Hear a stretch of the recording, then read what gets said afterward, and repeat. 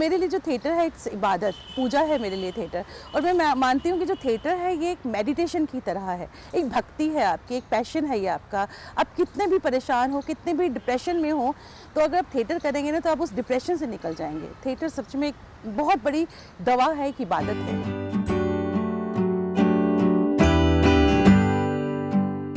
मेरे जो पापा हैं वो थिएटर से जुड़े हुए हैं, मेरी मम्मी भी थिएटर से ही हैं।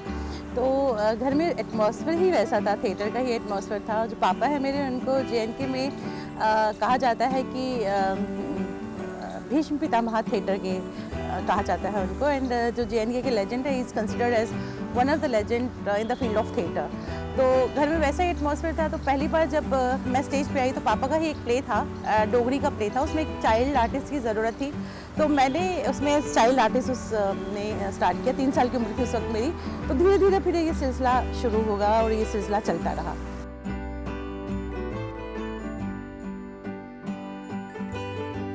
मैंने जैसे कि आपको कहा कि 3 साल की उम्र से थिएटर शुरू किया और ये जो सिलसिला है ये लगातार चलता रहा। और जो वहाँ की गवर्नमेंट है वो हर साल एक इवेंट ऑर्गेनाइज करती है, फेस्टिवल, थिएटर फेस्टिवल ऑर्गेनाइज करती है, जिसमें जो थिएटर के फील्ड से जुड़े हुए लोग हैं उनको उनकी बेस्ट परफॉर्मेंस के लिए अवार्ड किया जाता है, चाहे वो एक्टर हो, चाहे डायरेक्टर हो, चाहे राइटर हो, चाहे कॉस्ट्यूम्स हो। तो कॉन्टिन्यूसली 6 बार जेएनके गवर्नमेंट ने मुझे बेस्ट एक्ट्रेस का अवार्ड दिया। और इसके अलावा दिल्ली में भी मुझे सुर आराधना अवार्ड मिला for my contribution in the field of theatre. और अभी 2017 में मुझे नेशनल अवार्ड मिला, नेशनल वुमेन एक्सलेंस अवार्ड मिला, जिसमें पूरे ऑल ओवर इंडिया से 25 महिलाओं का सिलेक्शन हुआ, अलग अलग फील्ड की महिलाओं का। और इसमें मुझे रंगमंच के लिए मुझे इसमें अवार्ड दिया गया।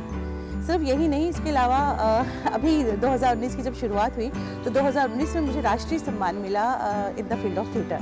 तो मेरे लिए जो थिएटर है इट्स इबादत, पूजा है मेरे लिए थिएटर। और मैं मानती हूँ कि जो थिएटर है ये एक मेडिटेशन की तरह है, एक भक्ति है आपकी, एक पैशन है ये आपका। आप कितने भी परेशान हो, कितने भी डिप्रेशन में हो, तो अगर आप थिएटर करेंगे ना तो आप उस डिप्रेशन से निकल जाएंगे। थिएटर सच में एक बहुत बड़ी दवा है, एक इबादत है।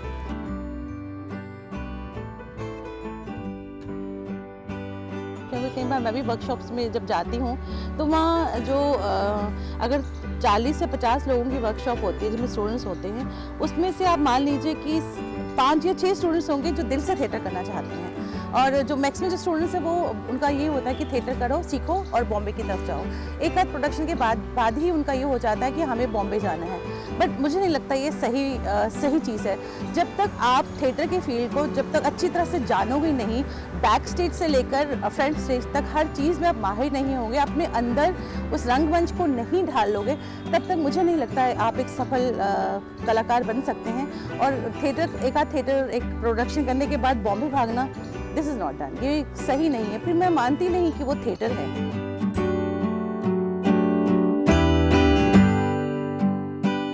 दूरदर्शन की शुरुआत भी मेरी बचपन से ही हो चुकी थी। मैंने बहुत सारे सीरियल्स में एज मेन लीड काम किया, अप्रॉक्सीमेटली कह सकते हैं 100 के करीब नाटकों में, टेलीफिल्म्स में मैंने काम किया। प्रोडक्शंस की सीरियल्स बनाए 7 या 8 के करीब मैं सीरियल्स बना चुकी हूँ, टेलीफिल्म्स बना चुकी हूँ, डॉक्यूमेंट्रीज बना चुकी हूँ। लेकिन रेडियो में भी मैं हूँ, radio is also my passion. जबकि इन तीनों विधाओं में जो रेडियो है वो थोड़ा टफ है, क्योंकि रेडियो में आपको अपने आवाज़ के माध्यम से, अगर आप कोई नाटक कर रहे हो तो आपको अपनी आवाज़ के माध्यम से एक चित्र बनाना होता है अपने जो आपके ऑडियंस है उनके सामने, क्योंकि वो देख नहीं सकते, वो सिर्फ आपको सुन सकते हैं। तो अगर आप ड्रामा कर रहे हैं, नाटक कर रहे हैं, तो उस आवाज़ का एक चित्र बनाना पड़ता है एक आर्टिस्ट को। तो ये थोड़ा सा टफ है। जबकि थिएटर में ऐसा नहीं है। थिएटर में बहुत सारी चीज़ें हैं, आपका सेट है, आपके कॉस्ट्यूम्स हैं जो आपको हेल्प करता है। बट सही मायने में कहा जाए तो दूरदर्शन पे अगर हम नाटक करते हैं या सीरियल्स करते हैं वो भी इतने मुश्किल नहीं होते। लेकिन अगर सही मायने में कहा जाए तो रंगमंच जो है, थिएटर जो है, वो मेरा पैशन है। And I enjoy doing theatre.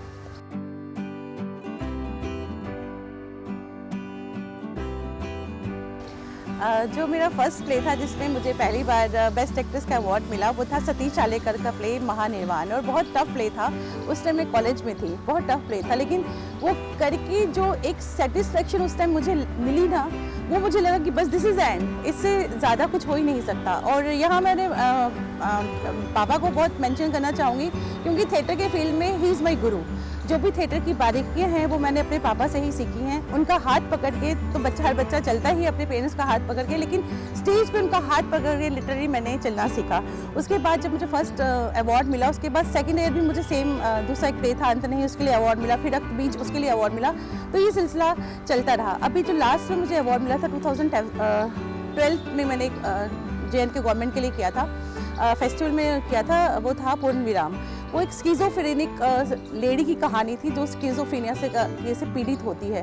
तो वो एक किरदार बहुत ही टफ था और उस किरदार को करने के लिए मुझे वाकई उस किरदार के अंदर जाना पड़ा। तो उससे बाहर निकलने में मुझे थोड़ा सा वक्त लग गया था, but that was a challenge to मी।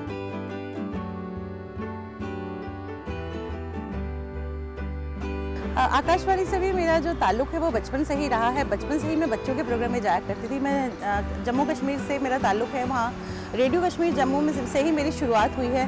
पहले मैं बच्चों के प्रोग्राम में जाया करती थी, फिर मैं वहाँ डोगरी की अनाउंसर रही, फिर नाटकों से जुड़ गई। तो उसके बाद मैं दिल्ली में आई जब मुझे नौकरी मिली। तो बहुत सारे मैंने नाटक लिखे हैं, लेकिन वो कहते हैं ना कि आपको अपनी हर चीज़ अच्छी लगती है। ये तो एक लिसनर पे डिपेंड करता है कि उसको आपका काम कैसा लगा या आपकी लिखी हुई कहानियाँ उसको कैसे लगी।